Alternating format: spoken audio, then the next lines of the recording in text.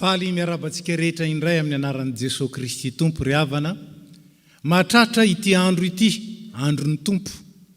Ary indrindra afaka miaona amin'ny lalan'izao fanompoam-pivavahana zao, na ho antsika izay manatrika eto, na ho antsika izay manaraka avolavitra koa izao fotoana atokantsika iaonana amin'ny Tompo izao. Androany koa sika dia manatanteraka ny fiam-pihavanana. Azotsika mampahery sy maneho ny firaisampo amin'ny havantsika izay namoy ny havany. Dia ampitomboana antsika rehetra ny fahasoavana sy ny fiadanana avy amin'Andriamanitra raintsika sy Jesosy Kristy Tompo. Amin'ny anaran'ny Ray sy ny Zanaka ary ny Fanahy Masina. Ry havana, fahasoavana lehibe ho antsika, ny ahafahantsika mamaly ny antson'ny Tompo, ary ahafahantsika miaona aminy amin'ny fiombonam-po amin'izao maraina izao. Ndia ary araka idera sy ioby an'Andriamanitra isika, ka iarantsika mamaky ny Salamo 100. Salamo 100, ny andiny voalohany ka hatramin'ny 5. Miobio an'i Jehova ary tany rehetra, manompo an'i Jehova amin'ny fifaliana, mankanesa ho anatrehany amin'ny fiobiana, aoka ho fantatrareo fa Jehova no Andriamanitra, izy no nanao antsika ary azy isika, dia olony sy ondry fiandriny. Midira eo amin'ny vavahadiny amin'ny fisaorana, ary eo an-kianjany amin'ny fiderana. Misaora azy, mankalazany anarany, fa tsara Jehova, mandrakizay ny famindrampony, ary miatra amin'ny taranaka faramandimby ny fahamarinany. Ataontsika nira 12.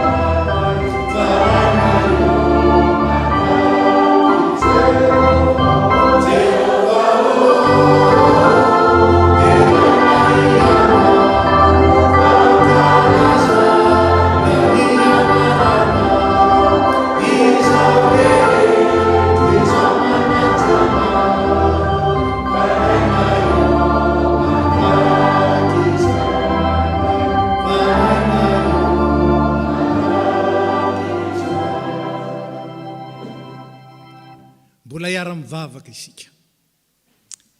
Ry rainay izay any an-danitra eo, rainay amin'ny alalan'i Jesosy Kristy Tompo sady mpamonjy anay. Atao ahoana ny tsy hisaotra anao Tompo? Atao ahoana ny tsy hankalaza anao? Atao ahoana ny tsy hidera anao? Fa tsy misy Andriamanitra tahaka anao, Tompony Tompo sady mpanjakan'ny mpanjaka. Pahary zao rehetra zao ary Andriamanitra lehibe, tsy takatry ny saina amin'ny fahalehibiazany. Andriamanitra tsara sady mpanao ny tsara. Dia ilay Andriamanitra fitiavana izay nitady anay sy namonjy anay, satria tia anay loatra. Ary nahafohy ny zanaka ao lahy hitokana ianao, mba hahatonga anay tsy ho very. Fa zany ny refy ny fitiavanao anay Tompo. Ka dia tafahangona eto, tafavory eto, miombonam-po ny mpianakavy ny finoana. Maneho ny fifaliany, satria manana anao Tompo sy Andriamanitra. Ary manaja anao, mioby anao, misaotra anao, vonona ny anara-dianao sy ankatoanao amin'ny zavatra rehetra. Satria lalam-piainana ny lalana ny soritanao anay. Ary ny mandrakizainao mihitsy no nisokafanao ho lovanay. Tompo, misaotra anao zahay. Ary raha tafavory eto zay, dia te hitsaoka, te hiondrika manoloana ny fahalehibiazanao. Omeo anay ny fanahin'i Kristy, azahoanay manome voninahitra anao, azahoanay manandratra ny anaranao, azahoanay mankalaza anao ombieny, tsy amin'ny teny ihany, tsy amin'ny vava ihany, fa amin'ny fihetsika manontolo sy amin'ny asanay rehetra. Ankehitriny raha tafahona eto zay, dia tianay indrindra ny andreny teninao, ilay teny fiainana, ilay teny fahazavana, mba azahoanay manorina ny fiainanay, tsy ao mifasiky ny fahendren'izao tontolo izao, fa amin'ilay vatolampy izay orenan'ny fiainanay ka tsisy hanozongozona. Tompo, dia rainay ianao, ankalazainay ianao, isaoranay ianao, manatrehanay, mba hahatonga anay kosa ho safinonoka, ho feno ny fiadanana sy ny fitahiana ary ny fahasoavana avy any an-danitra. Fa zany ny lova tsara indrindra ho anay zanakao. Saotra Tompo, amin'ny anaratsoan'i Jesosy. Amen. Petraka isika.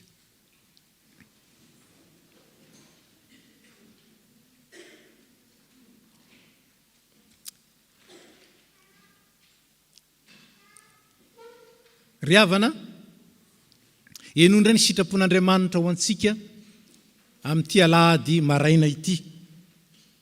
Arak'izay ampitainy amintsika avy ao amin'ny soratra masina. Mifankazara amin'ny tsy toa ianao dia hiadana. Izany no hahatongavan'ny soa aminao. Fa izay rehetra naterak'Andriamanitra dia maharesy izao tontolo izao. Ary ny fandresena izay enti mandresy izao tontolo izao dia ny finoantsika. Iza moa no maharesy izao tontolo izao? Afa-tsy izay mino fa Jeso no zanak'Andriamanitra. Ry havana malala, zany no fitsipika indray men'Andriamanitra ho antsika amin'ity maraina ity. Mifankazara amiko ianareo, hoy ny Tompo.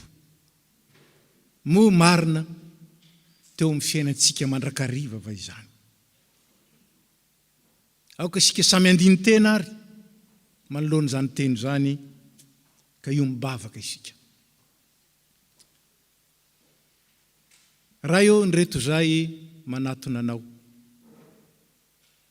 Efa natsanganao ho zanaka ao malalanao tamin'ny alalan'i Jesosy Kristy izahay.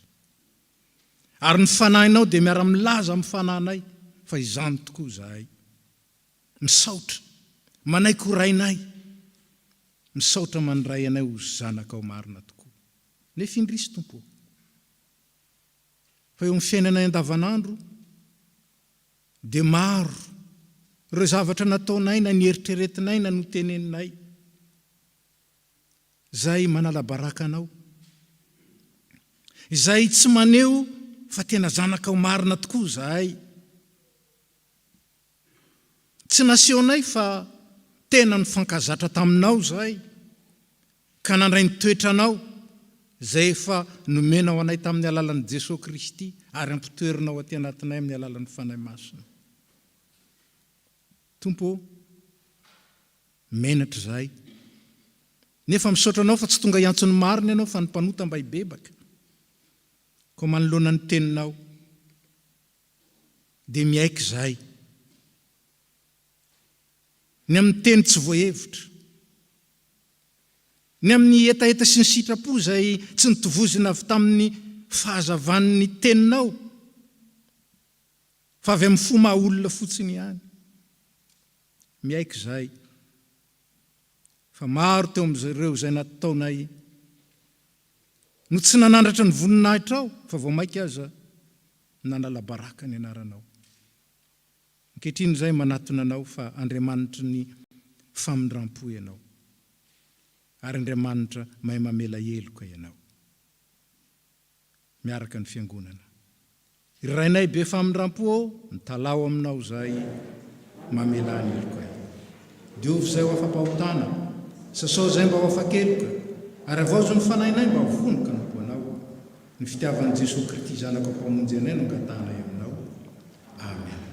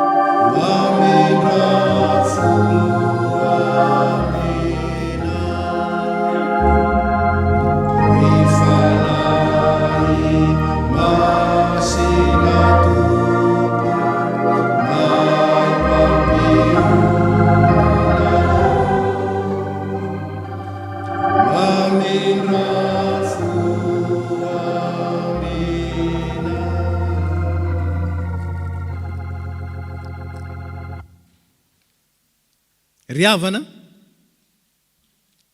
Andriamanitra be fiantra sy be famindram-po ny tompontsika. Tsy mba mitahiry fahatezerana mandrakizay izy, fa manavao ny famelan-keloka ho an'ny mpanota rehetra zay mibebaka, ary mandray azy sy manavao ny fanahany. Ko antsika zay mibebaka marina ary, raiso ny finoana ny teny fampanantenana zay atolony antsika, anambarany fefanavelany ny helotsika. Iara-mitsangana isika. Hoy ny Tompo aminao, zaho tsy andao anao mihitsy na hafoy anao akory, ka dia sahy manao isika hoe Jehova ny mpamonjy aho, ka tsy atahotra inona no azon'ny olona tao amiko. Fa mampahatanjaka ny reraka ny Tompo, ary zay kely hery dia omeny hery be. Na dia ny tanora fanahy aza dia ho reraka sy ho sasatra, ary na dia ny zatovo aza dia mety ho tafotoana mafy. Fa zay miandry an'i Jehova dia mandroso hery kosa, elatra ny akarany tahaka ny voromahery. Hiazakazaka izy nefa tsy ho sasatra, andeha izy nefa tsy ho reraka. Araka izany teny zany, matoki, fefa navelan'ny Tompo ny heloka ao, ary navaoziny ny hery ny mpanahy ao aminao, azahoana manaraka ny Tompo amin'ny fanahy sy ny fahamarinana. Midera ny Tompo. Amen. Ny raha faha-enimpolo sy efajato ny ataontsika fanamafisana izany teny famelan-keloka izany. Andininy voalohany sy faharoa.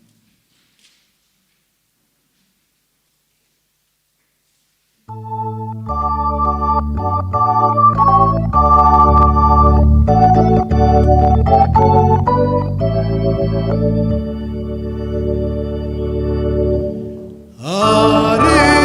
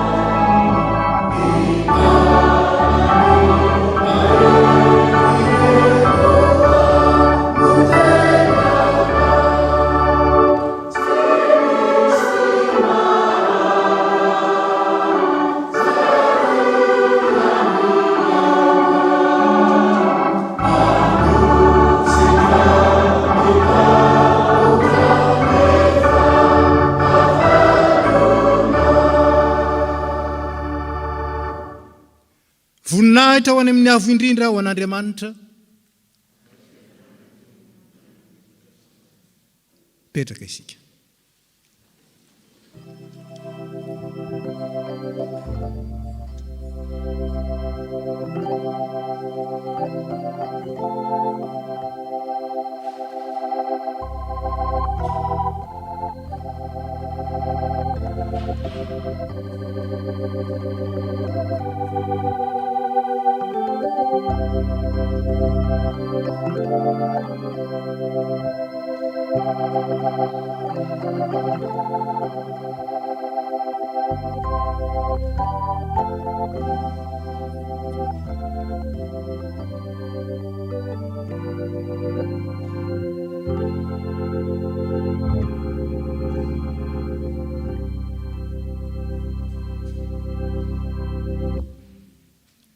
Efa navelan'Andriamanitra ny elontsika ny diovo ny fontsika.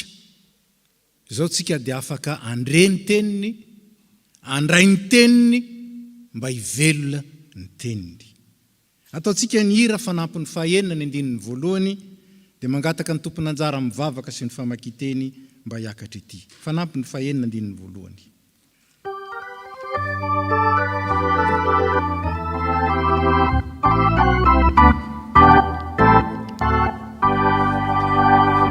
Ny teninao Jehovah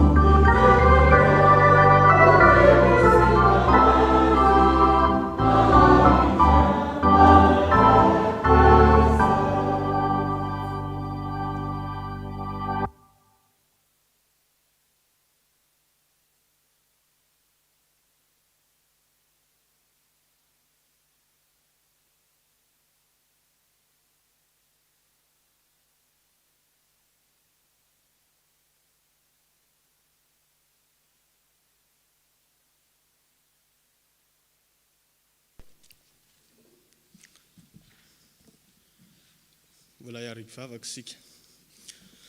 Ry Tompo Andriamanitra rainay io, mbola tsy mitsahatra, midera sy mankalaza ny anaranao izay. Mbola nitantanao sy mivimbinao, nomenao tombon'andro ka afaka hen'ny teninao eto indray. Mangataka amin'ny fanahy masonao ary izay, mba hirotsaka aminay tsirairay avy, hanazava ny sainay, ary atakatra izay teny tianao hambara aminay eto indray. Saotra Tompo, amen. Teny ovakitsika dia hitantsika eo amin'ny testamenta taloha, ao amin'ny Habakoka,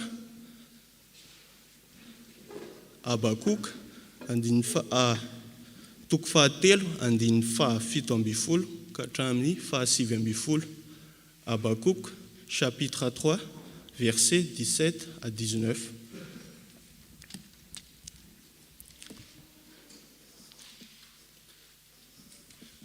Rehefa hitantsika ny teny, dia vakiana amin'ny anaran'i Jesosy. Fa na dia tsy mamontsina aza ny aviavy, ary tsy misy voany ny voaloboka, na dia mahadiso fanantenana aza ny oliva, ary tsy mahavokatra hoanina ny saha, na dia vonoina aza ny ondry ao amin'ny vala, ary tsy misy omby ao am-pahitra, nefa izao dia mbola hifaly amin'ny Jehovah ihany, sy hiravoravo amin'Andriamanitra ny famonjeny ahy. Jehovah Tompo ny tanjako ary manao ny tongotro, ho toy ny an'ny dieravavy izy ka mampandeha ahy amin'ny avoanako. Ho an'ny mpiventy ny hira, hampianatra ny valia. Amen. Mbola itony vaky teny.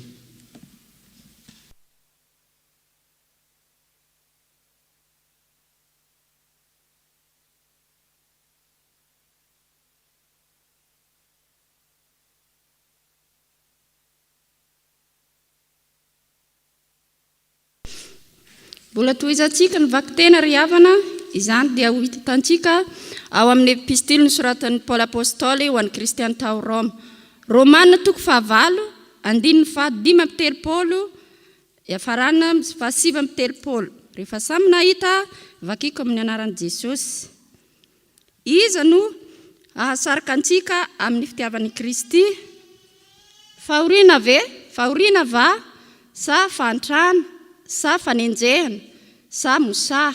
Sa fitanjahana? Sa loza? Sa sabatra? Araka ny voasoratra hoe fanony aminao no namonoana anay mandrakariva. Toy ny ondry hovonoina no fijery anay.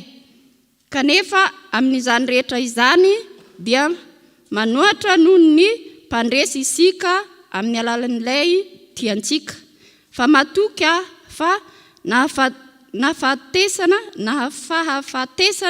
na fiainana, na anjely, na ireo fanapahana, na zavatra ankehitriny, na zavatra ho avy, na hery, na ny ambony, na ny ambany, na inona amin'izao zavatra ary rehetra izao dia tsy ahasaraka atsika amin'ny fitiavan'Andriamanitra izay ao amin'ny Kristy Jesosy tompontsika. Amen.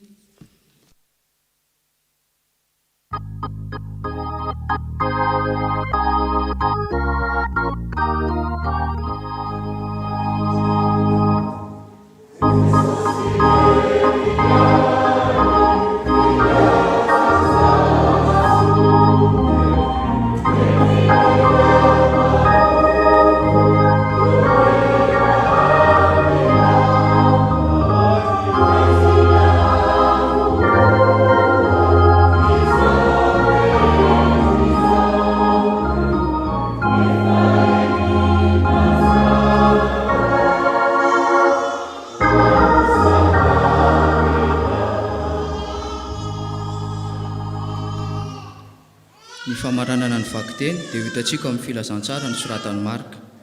Marka 4:1-5:30 ka hatramin'ny 7:1.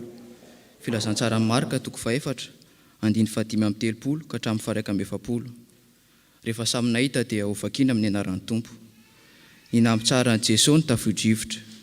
Ary andro izay ihany, rehefa hariva ny andro, dia hoy izy taminy, andeha isika hita ho eny ampita. Ary rehefa napodian'ny mpianana ny vahoaka, dia nentiny tamin'io samokely io tamin'izao ihany Jesosy, ary nisy samokely sasany koa niaraka taminy. Ary nisy tafio-drivotra mahery, ary nianjerajeran'ny alin-drano ny samokely ka nila ho feny rano. Ary Jesosy natory teo ambodin'ny samokely tambonin'ny ondana, ary namoha azy izy ireo, ka nanao taminy hoe, mpampianatra, tsy mampaninona anao va izao hafatesana izao? Ary ny fo izy dia niteny mafy ny rivotra sady nilaza tamin'ny ranomasina hoe, mangina, mitsahara. Dia nitsahatra ny rivotra ka tony tsara ny andro, ary hoy izy taminy, nahoana no saritahotra nareo? Tsy mbola manam-pinoana va ianareo? Ary natahotra indrindra izy ireo ka niresaka hoe, iza moa ity fa ny rivotra sy ny ranomasina aza nanaiky azy. Amen.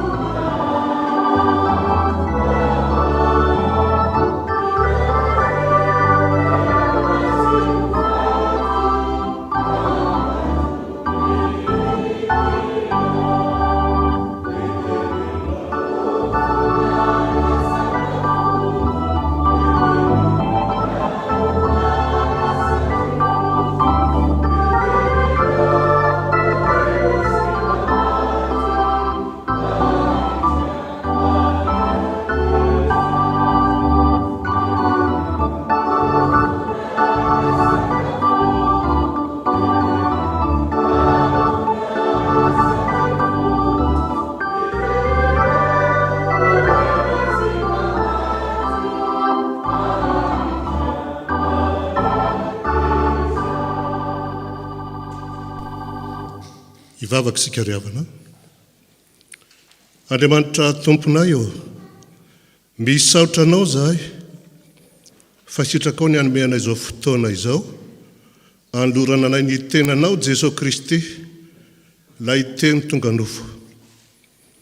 Tolory fahendrena ka ampio ny irakao izay tondra ny hafatrao, omeny lelan'ny lefa mahay mba ahay mitoro ny filazantsara izay mana avao sy mampahery ary mampijoro ny fiangonanao ho fanasina sy ho fahazavana eto amin'izao tontolo izao. Dia sokafo raha teo ny fony izay iaino mba ho tisy irakitra ny teninao, ka tsy hiverina aminao foana anie ny teninao raha tsy efa mahatanteraka izay sitrakao ary ambinina amin'izay mpandehananao azy. Amin'ny anaran'i Jesosy Kristy Tompo sy Mpamonjy. Amen. Aoka hipetraka ny fiangonana.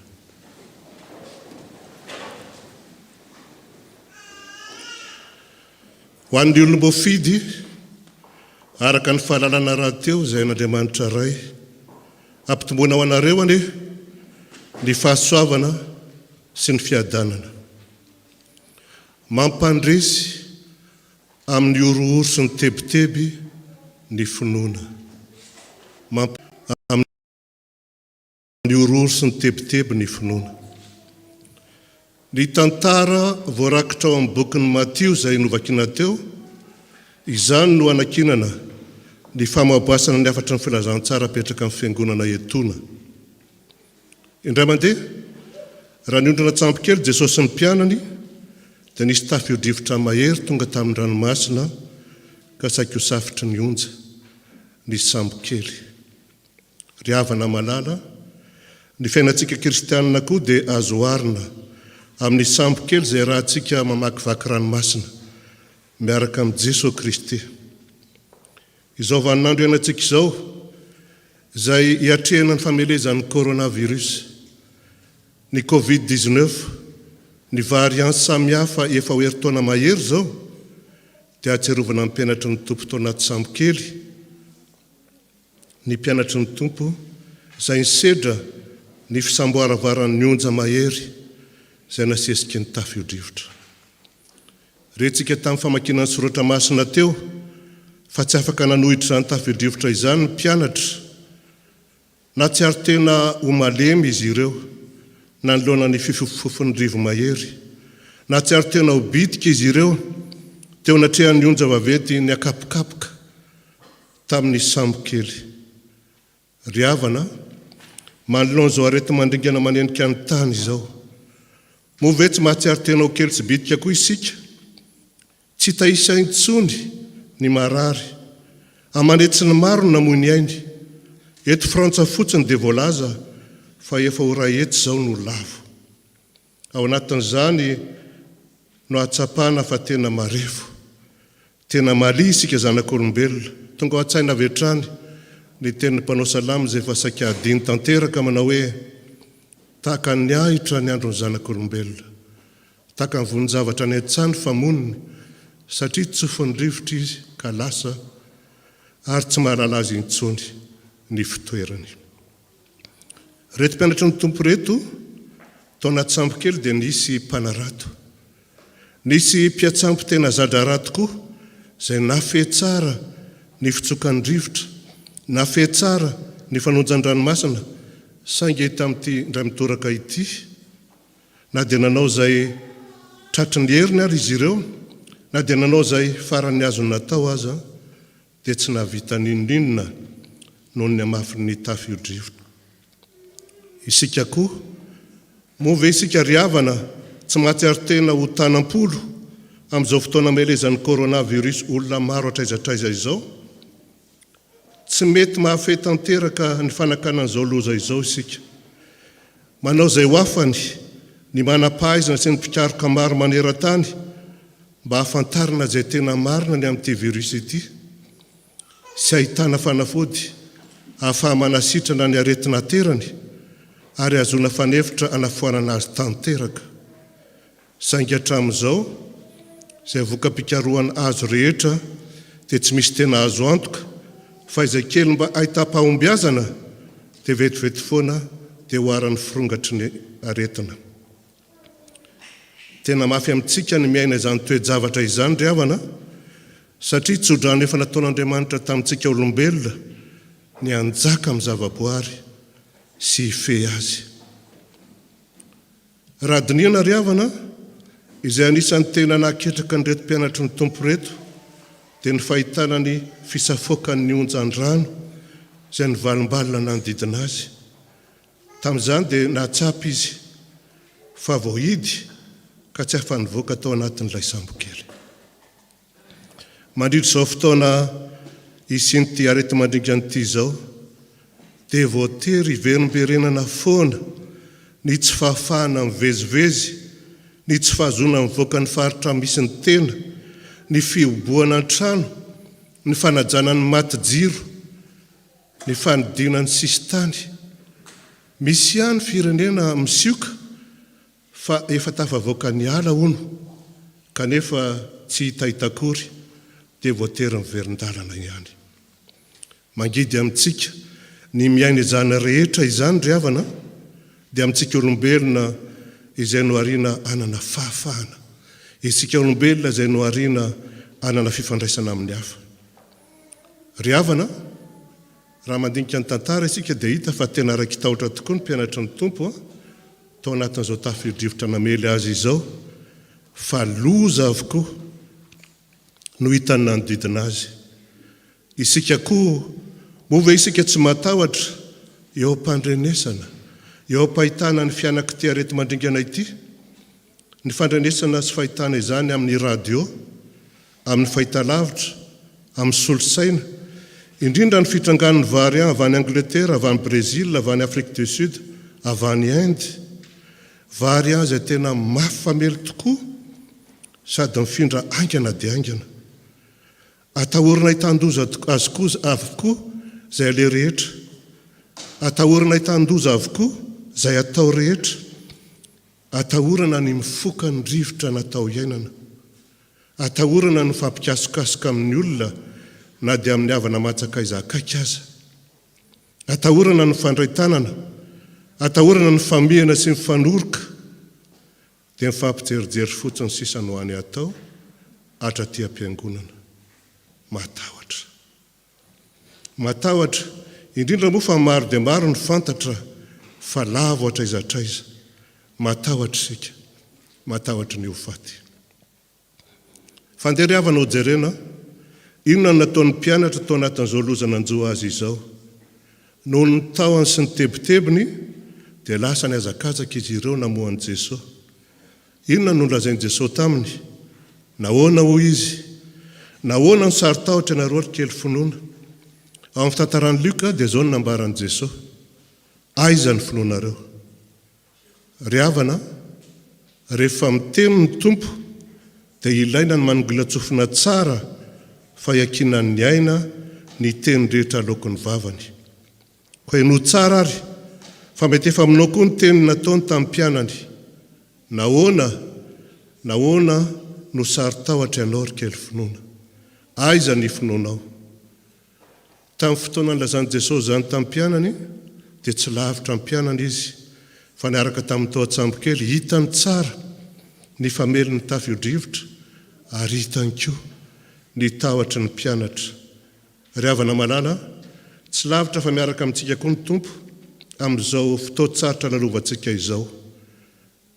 Tsy lavitra anao izy, tianao izy, ainy ary efa fantany izay atao amonjenanao, fa izay ndrasany aminao, izay tadiaviny aminao, dia ny fitananao ny finoana. Aiza ny finoanao? Manam-pinoana ve ianao? Mitana ny finoanao ve ianao? Mitahiry ny finoana ve ianao?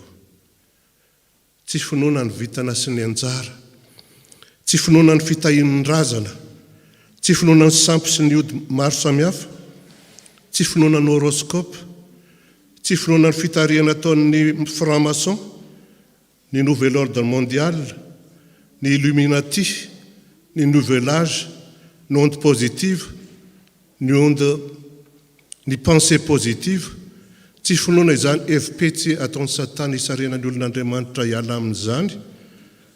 Tsy izany no ametrahan'ny tompo fanontaniana aminao. tsy ny finoana izany fa finoanan'ilay Andriamanitra izay ambaranao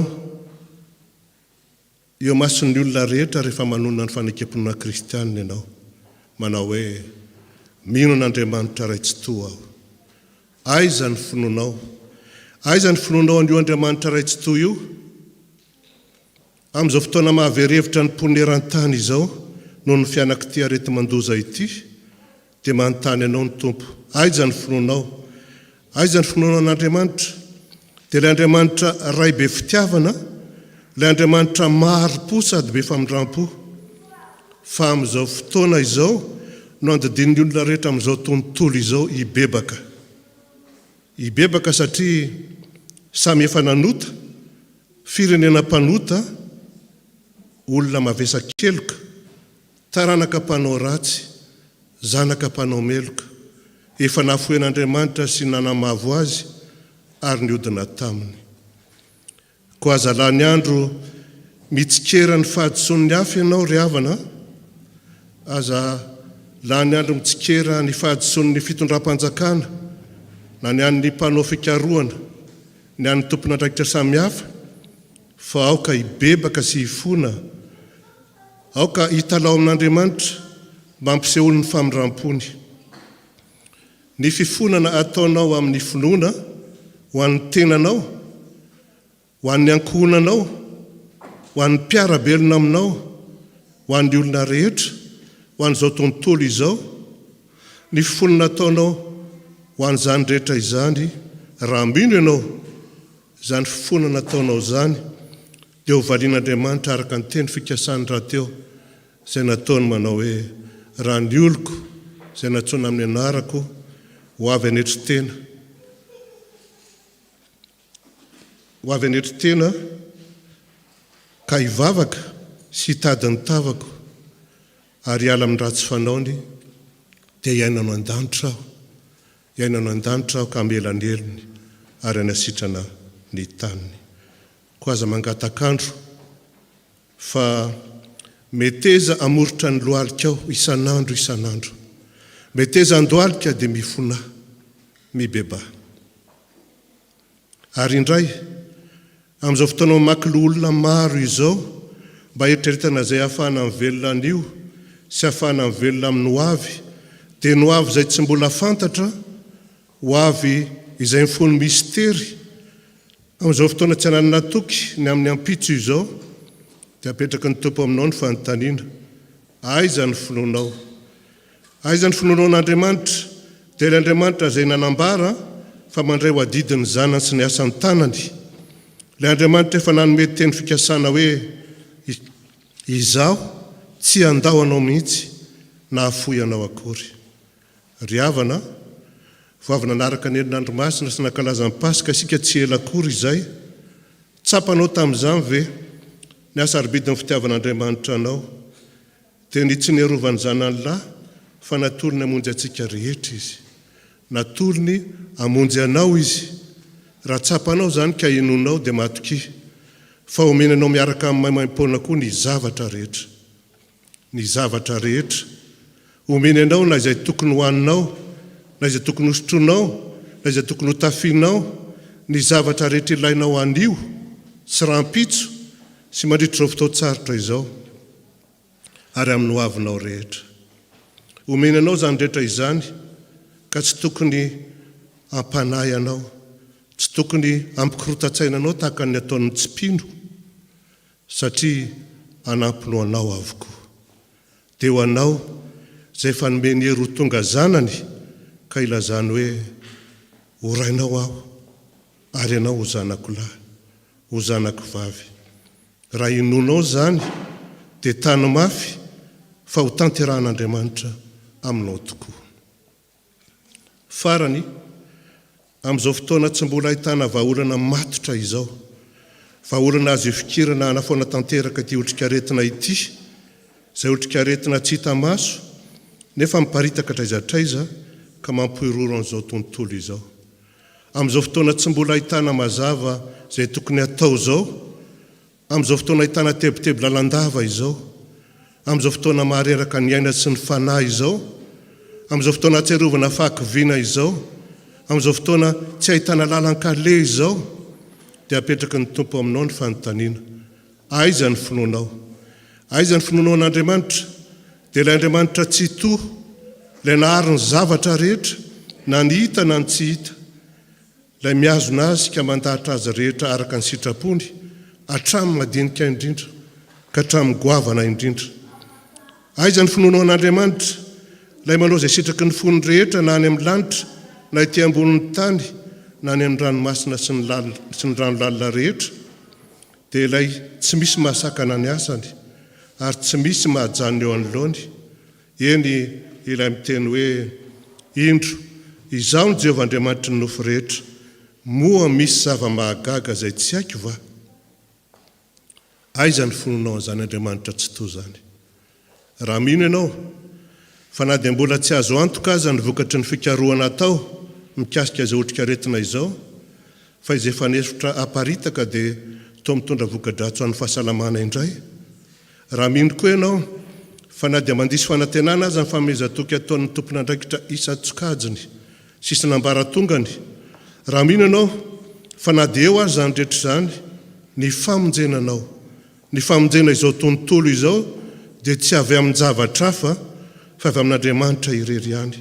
Dia ilay ihany tokana mafy izao loza mampididoza izao, izao loza mampiororo izao, ilay ihany tokana afaka mitarika anao anatin'izao tafio-drivotra mahery izao, ilay ihany tokana afaka mampangina sy mampitsahatra azy tahaka izay nataony tamin'ny mpianany fahizay.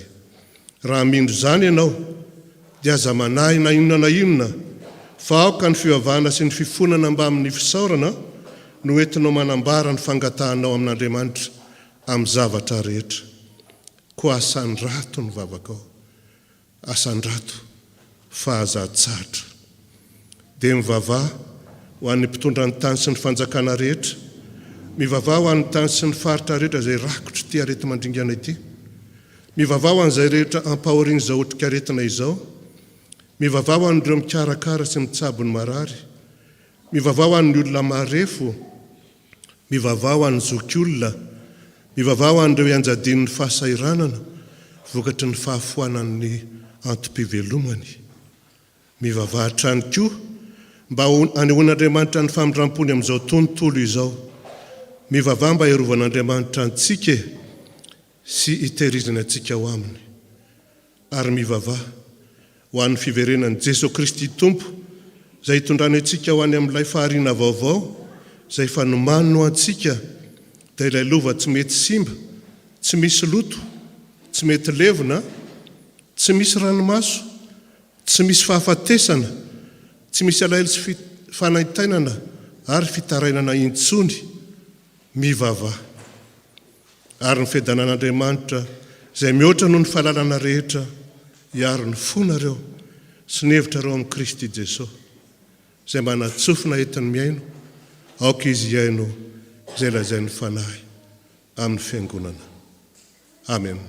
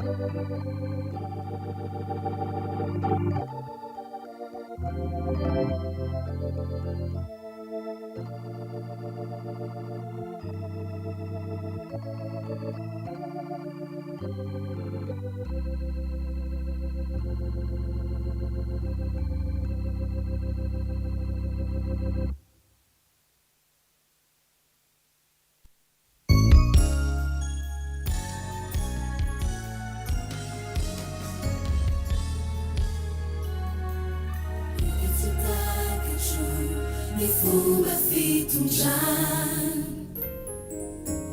mety tsy ho arako ilay tanjony any ho any, tsy ataoko mampanahy fizy izay fa manangana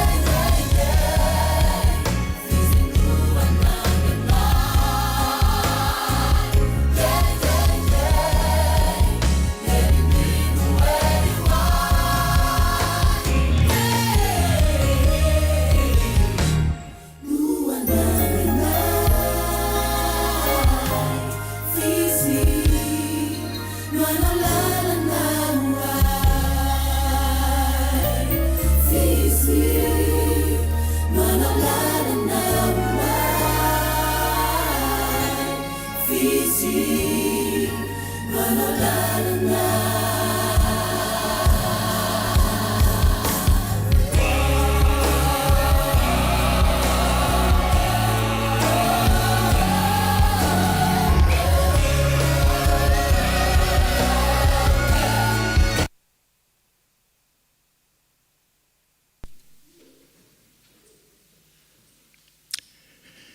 Ndia hanambarany finoantsika isika ka iara-manonina ny fanekempinoana apôstôlika izay iraisantsika ampino rehetra manerina ny tany. Iara-mitsangana isika. Mino an'Andriamanitra ray tsy tompo mpanao ny lanitra sy ny tany aho, ary mino an' Jesosy Kristy zanan'ilay tokana tompontsika izay nitororotoronina tamin'ny fanahy masina, nateraka Maria Virjiny, nijaly raha nanapaka Pôntio Pilato, nombona tamin'ny hazo fijaliany, maty ka nalevina. Nidina tany amin'ny fiainatsita, nitsangana tamin'ny maty tamin'ny andro fahatelo, niakatra ao any an-danitra, mipetraka eo ankavanan'Andriamanitra ray tsy tompo. Avy any avy ny tsara, ny velona sy ny maty. Mino ny fanahy masina aho, fiangonana masina maneran'izao tontolo izao, ny fiangonan'ny olona masina, ny famelan-keloka, fitsanganany tena amin'ny maty, ary ny fiainana marak'izay. Amen. Petraka ny fiangonana. Tonga amin'ny fotoana izay ilazana ny raharaham-piangonana isika mangataka ny tompon'anjara iroso amin'izany.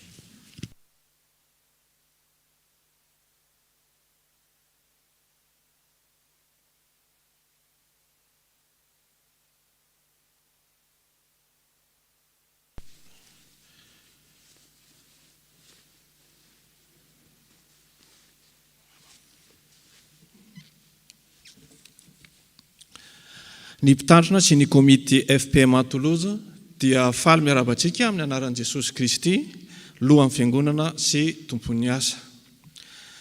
Vaovao nasionaly, fitombavaka sy fiofanana SAP KNPL, mitoetra ny fitombavaka isan'andro amin'ny 4 ora sy amin'ny 7 ora ny alatsinainy ka hatramin'ny sabotsy, afa-tsy ny alarobia alina, izay anasanantsika rehetra amin'ny alalan'ny radio vatsy na anjomara FPMA. Isaky ny alarobia amin'ny 4 ora alina dia manasa antsika rehetra ihany koa anaraka ny fiofanana SAP KNPL izay azontsika arahana amin'ny phone call toy ny mahazatra araka ny numéro izay sy code misoratra. Vaovao faritany, V3e fatsanina, mitoy ny fandraisana ny souscription ho fanohanana ny projet mpitandrina matianina eto amin'ny faritany Atsimandrefana. Noho ny fandaminana vaovao voaray, dia amin'ny volana septambra 2024 ny fandraisana ny poste ho an'ny mpitandrina izay voafidy. Miverina misokatra izany ny acte de candidature noho ny antony manokana avy amin'ny commission des ministères sy ny birao foibe.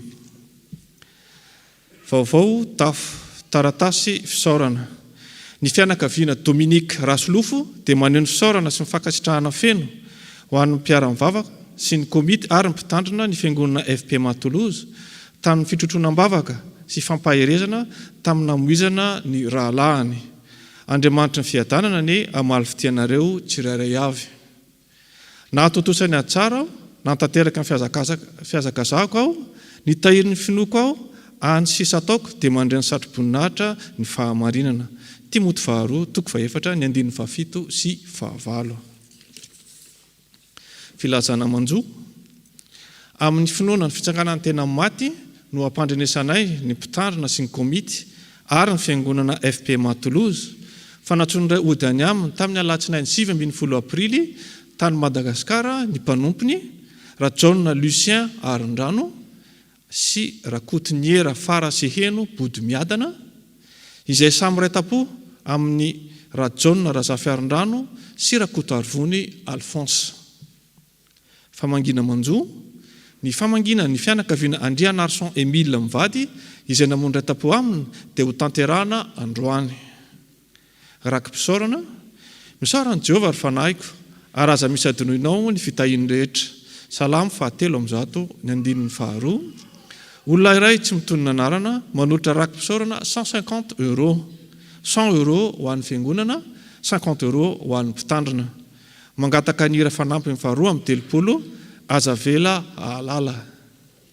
Sampana STA, ny Fanompoam-Pivavahana famaranana ny IRNSA dia atao androany amin'ny alalan'ny Zoom. Voatsinampy, ny fandarana voatsinampy ny radio antso filazantsara dia fahazenoana ao amin'ny tranokala sy ny sita FPMA Toulouse. Sampana zava-maneno, ny endrim-peo dia manasa antsika hamandrika sahady ny 8 sy 7 Mey izay ankalazany ny isan-taona ny sampana. Mampafantatra koa izy ireo fa misy fananana logo ho an'ny sampana zava-maneno nasionaly ka ho an'ireo izay te anjara, ho an'ireo izay te handray anjara azafady dia afaka manantona ny birao sampana ahafantarana ny andinindininy rehetra. Trano fiangonana, ho fanamafisana ny vina hitondrana fikasana dia izy fitoam-bavaka manokana ny zoma faha 30 Aprily 2024 amin'ny fitora sy sasany ariva amin'ny alalan'ny Zoom anasana ny fiangonana manontolo. Ny alahady 2 Mey kosa no anolorana ny komitin'ny trano fiangonana izay misy ny tompona andraikitry ny komision 10. Mitohan-trano ny fanoana ity projet trano fiangonana ity amin'ny alalan'ny fanomezana na tonom-bola. Ny numéro IBAN sous compte FPMA Toulouse dia hitantsika amin'ny soratra, manentana antsika koa hanohanam-bavaka izany asa goavana izany. Rakitra sy adidy, manentana antsika hatrany, indrindra ho an'ireo tsy afaka tonga atao am-piangonana, anoho ny fandrotsana ny rakitra sy adidy amin'ny alalan'ny virement, chèque na carte bancaire eloaso toy ny mahazatra mba ho mariky ny fanoloran-tena antsika ho an'ny tompo sy ho fanohanana ny asan'ny fiangonana. Tsarovy Fanompoam-Pivavahana fifaliana no tian'Andriamanitra. Katekomena, misy ny fampianarana katekomena androany amin'ny 4 amin'ny alalan'ny visioconférence.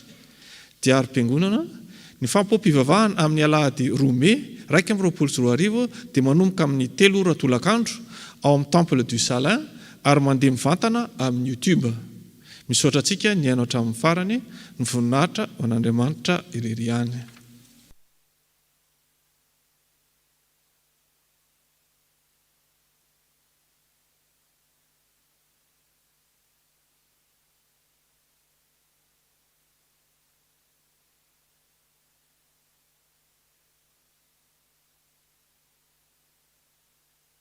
Fanaontsika ny miaraba ireo vahiny izay sendra mandalo miara-mivavaka amintsika eto na koa ireo izay voatonga io ny fonenana eto Toulouse. Ka raha misy amintsika ao anatin'izany angatahana mba hitsangana tompoko arabaina sy tsofindrano amin'ny anaran'ny tompo.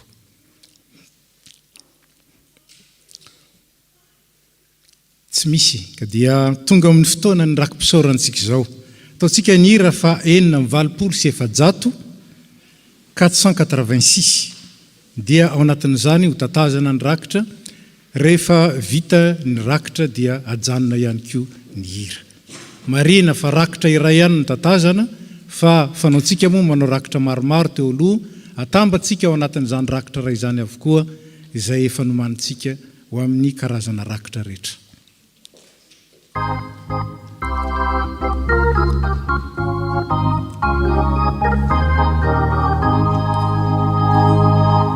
Enona no asarakai amine filiana Jesús fauri na vesai ai fatrana sy famuzako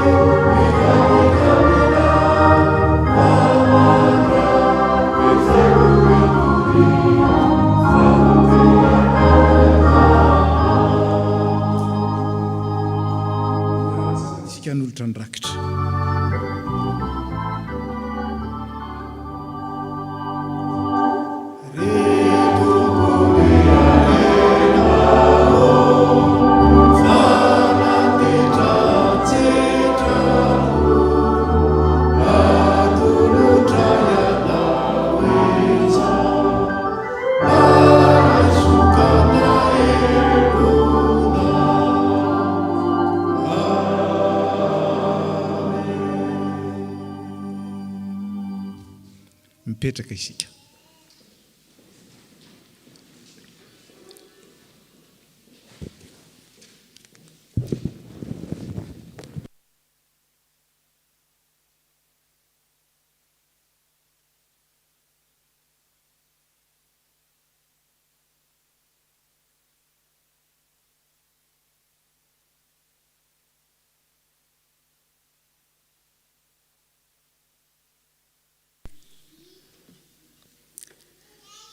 Mbola hiara-mivavaka antsika tompoko.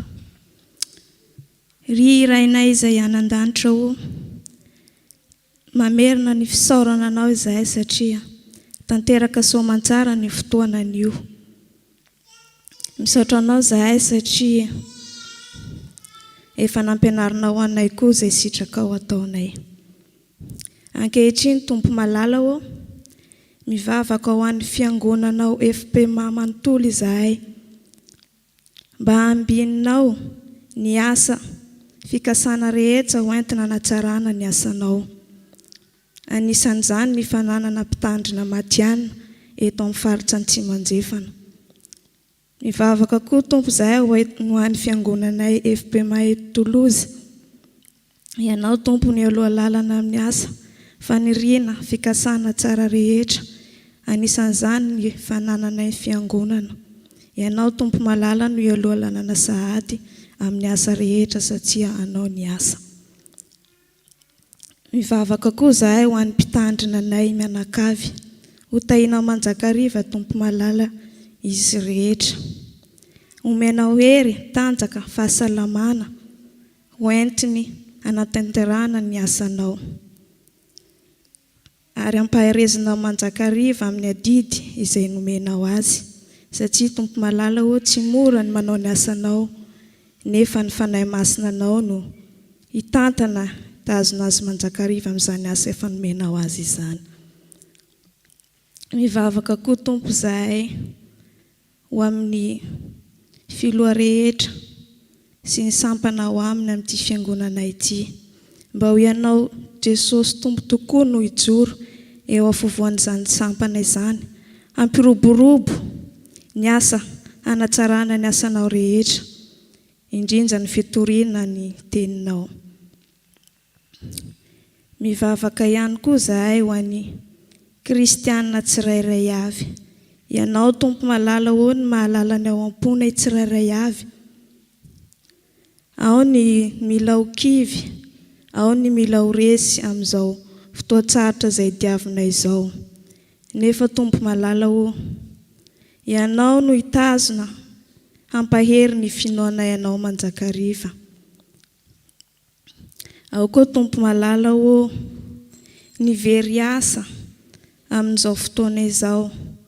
Nefa hoy ny teninao, ianao no mahalala ny hevitra tsara izay heveranao anay, izay tsy hitondra loza fa hitondra fiadanana ho anay. Tondram-bavaka koa izahay tompo malala ho an'ny marary rehetra. Ninona ny arety na ny Covid-19 izany, ninona tompo malala ho. Ianao Jesosy tompo no mpanasitrana fa ny dokotera mpitsabo ihany. Koa ampaherezinao tompo ny marary rehetra ary engany aomby ny fitsabona rehetra izay atao azy. Tahaka izany koa ireo mpikarakara ny marary rehetra, ny mpitsabo, ampaherezina manjakariva Jesosy tompo. Mivavaka ihany koa izahay ho an'ny izay mandalo fahoriana amin'izao fotoana izao.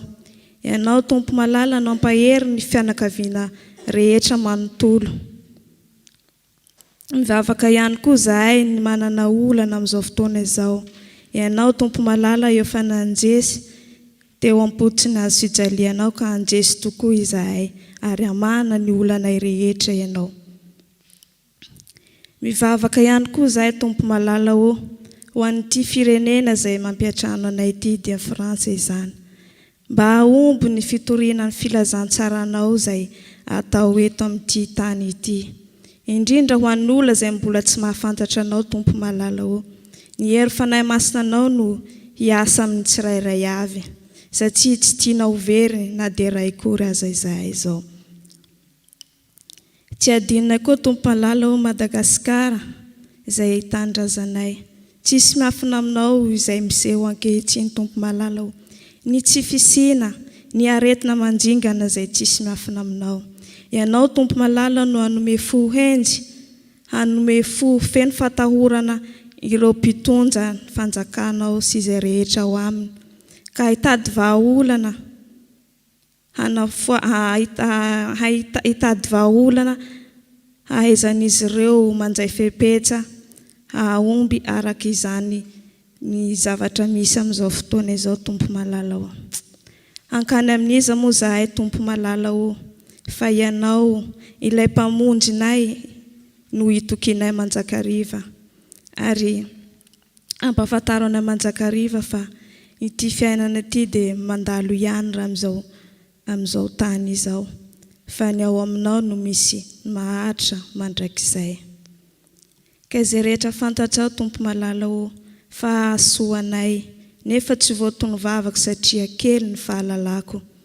Dia iarahnay makambana amin'ny vavaka ilay tsara indrindra izay nampianarinao amin'ny mpiananao manao hoe: Rainay sy an-danitro, ho masinina neny anaranao, ho tonga ny fanjakanao, atao any sitraponao, ety an-tany tahaka ny an-danitro, meo anay anio izay nasaza ho anay, ary mamelany helokay, tahaka namelanay izay neloka taminay, ary izay nitondra anao fakapanay, fa manafaina amin'ny ratsy, fa nao fanjakana sy ny hery, voninahitra mandrakizay.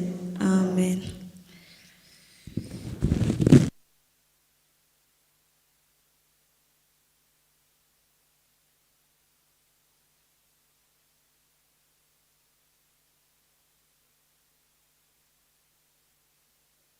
Izao sika dia tonga amin'ny fotoana izay anatanterahana ny fiam-pihavanana, ampaherezantsika sy apitrakantsika, ampiononantsika ny avantsika izay namoy ny mpiray-tampo aminy. Mankataka ny fianakaviana mba hiakatra ity tompoko azafady.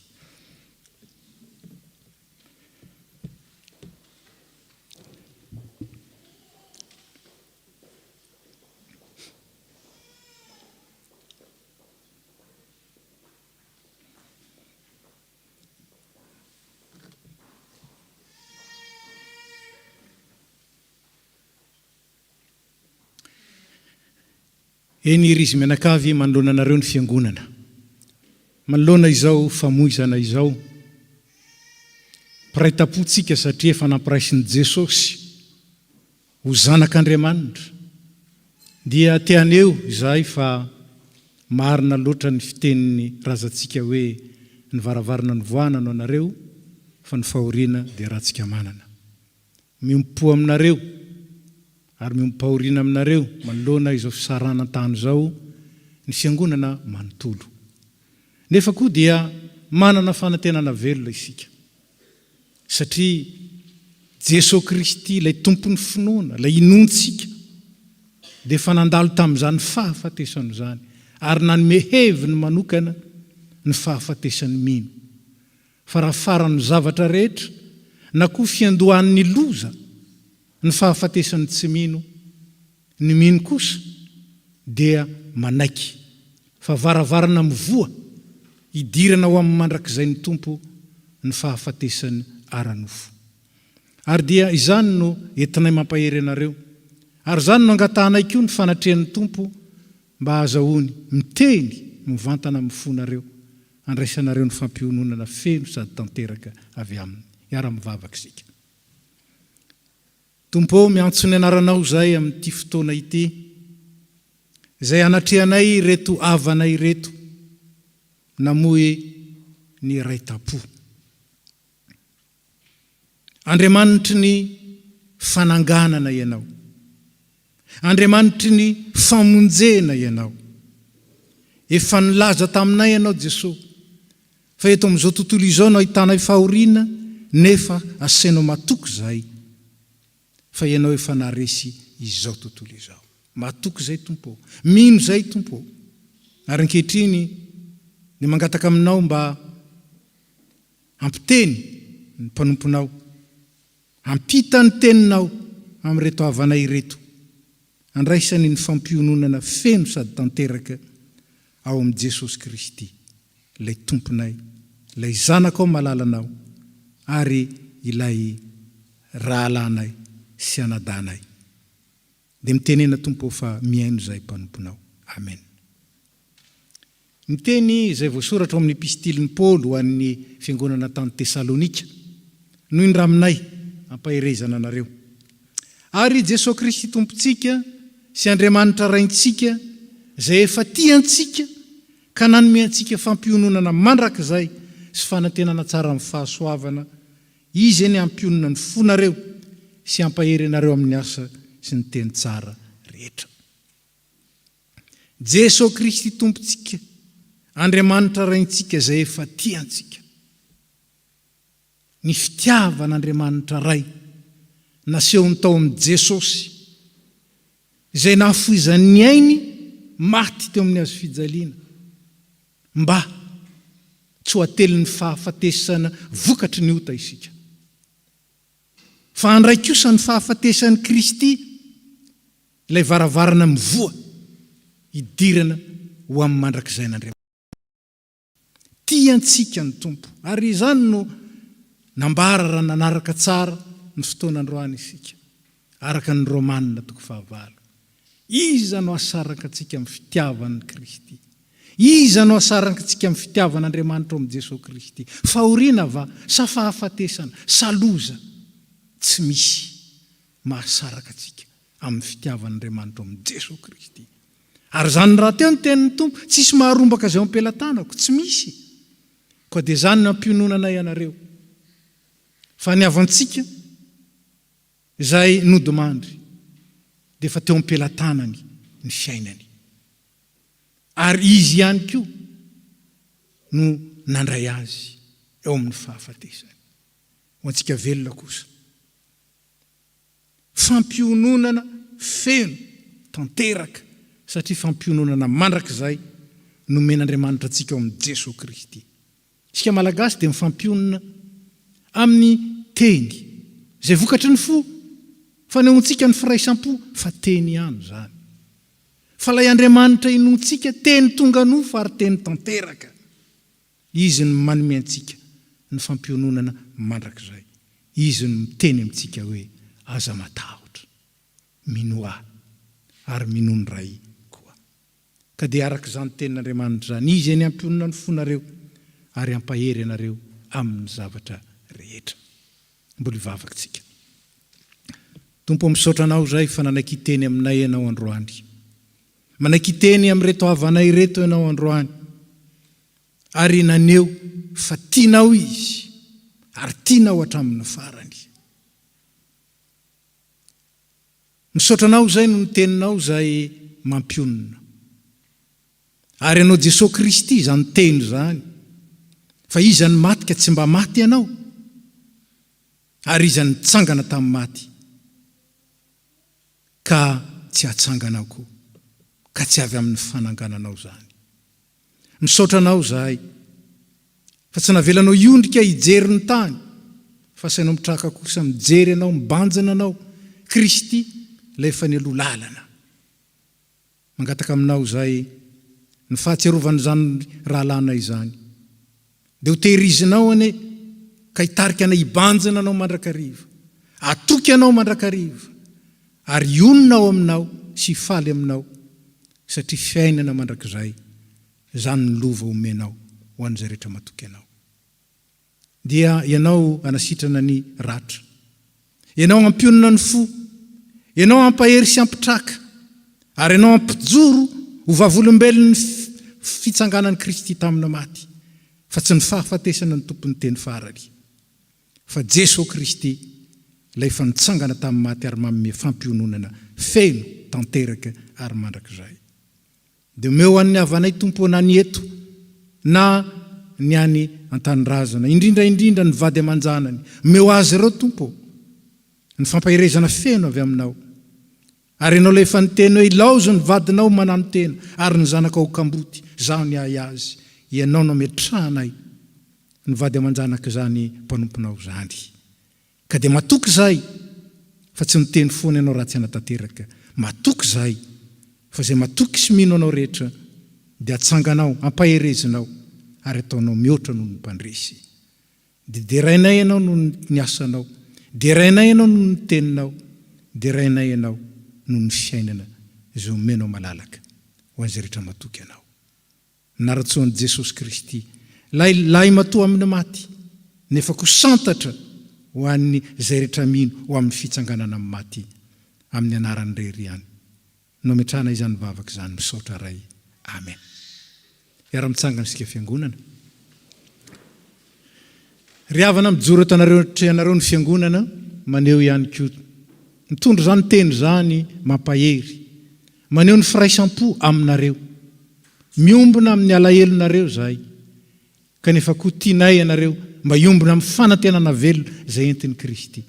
Ary dia zany koa ny teninay raha mijoro eto zay, mba azahoanareo mijoro ary manonareo mba afaka mandrakariva, ahafahanareo mijoro vavolombelon'ny finoana mandrakariva.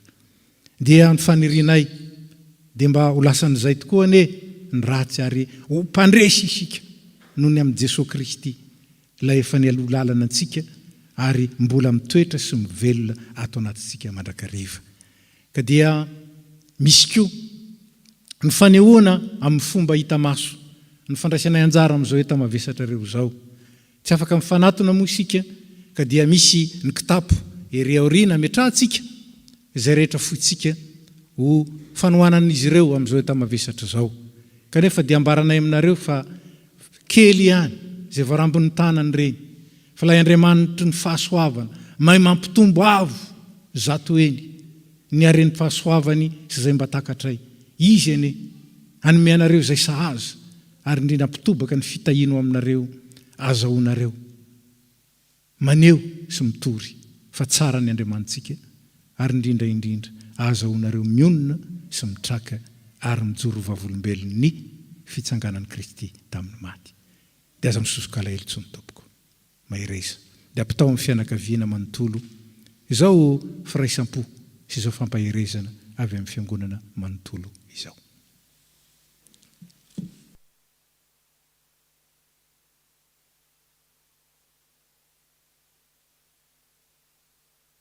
Ry rahalahy sy anabavy ao amin'ny tompo, ry fiangonana malala ao anatin'ny fahoriana izay miatra amin'ny fianakaviana, dia saotran'Andriamanitra izahay fa manana anareo. Saotranareo amin'ny teny fampionona sy fampahirezana izay tsy avy amin'ny fahalalan'olombelona fa avy amin'ny tenin'Andriamanitra, izay mampitodika ny azon'ny pahoriana amin'Andriamanitra, ary dia mitondra fampionana fensy tanteraka, ary koa mamelona ny fanantenana. Ary dia mbola arahanareo tonombavaka izany. Ko ankehitriny amin'ny anaran'ny Razafindrakoto Jean sy ny zanaka aman-jafiny sy André Narson Emile mivady sy ny zanaka aman-jafiny ary ny fianakaviana manontolo, na ny aty Frantsa na ny any Madagasikara, dia mitondra ny teny fisaorana feno sy tanteraka ho anareo ny fianakaviana. Misaotra anareo fa tsy navelanareo irery ny fianakaviana, mitondra ny teninareo maneho ny fiaraha-miory ary fiaraha-mitondra izay mavesatra. Andriamanitra, lay tompon'ny fiadanana, manakarim-pahasoavana, hamaly fitianareo. Mitondra ny teninareo sy ny vavaka ho an'ny fianakaviana, fa mbola narahanareo vola mikarena koa izany. Teny averin'ny fianakaviana dia tsy misy afa-tsy ny fisaorana, misaotra indrindra tompoko.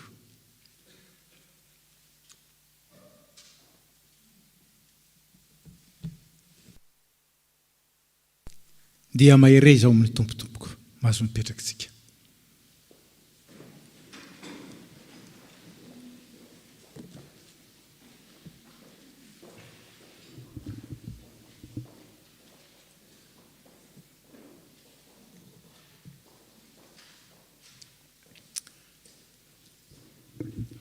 misaotra an'Andriamanitra lehibe isika natanteraka izao fanompoam-pivavahana izao.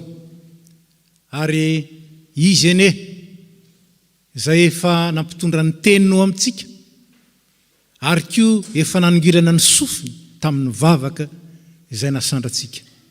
Izy ene ombem-boninahitra mandrakariva, ary sika kosa ne hoeniky ny fitahiny mandrakariva. Manao ny hira 370 isika ny andininy voalohany sy faharoa, ho fampaherezana antsika sy fanirana antsika ho vavolombelona amin'izao tontolo izao. Aoriana ny afatra sy ny tsodrano dia ny andininy 7 amin'izany hira zany ihany no ataontsika. Mitsangana isika.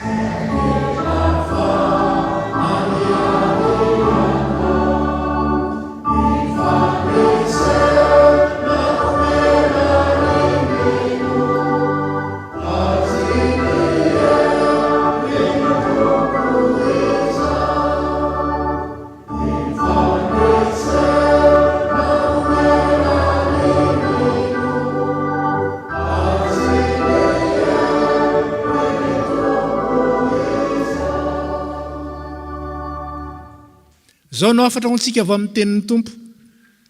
Aza manana inona na inona, faoka ny fivavahana sy ny fifonana mba amin'ny fisaorana, no entinareo manambara ny fangatanareo amin'Andriamanitra amin'ny zavatra rehetra. Dia raisy ny tsodrano tonoana amin'ny anaran'ny Tompontsika. Ary Andriamanitra ny fanantenanane, ameno anareo amin'ny fifaliana sy ny fiadanana rehetra amin'ny finoanareo, mba hitombonareo amin'ny fanantenana no ny herin'ny fanahy masina. Matoky le ny antso anareo, izy atanteraka izany ho an'izay matoky azy. Amen. Andininy 7.